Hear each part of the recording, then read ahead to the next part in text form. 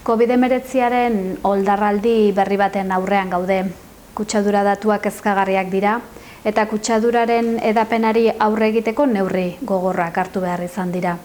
COVID-19aren lehen agerraldian eta haren ondorioz dekretatu zen etxealdian, komunitate gisa oso erantzun trinkoa emateko gai izan ginen. Besteak beste, zaintza sarearen baitan elkartu zen voluntarioen sareari eta voluntario horien bidez egiteko gai izan ginen lanari esker.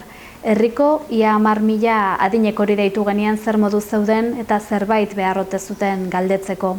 Oraingo egoera desberdina da, ez baitago momentuz etxealdirik, baina egoerak eta hartutako neurriak beldurra handia sentitzera, isolamendura edo bestelako egoera zaurgarrietara eraman gaitzakete, bereziki adinekoak.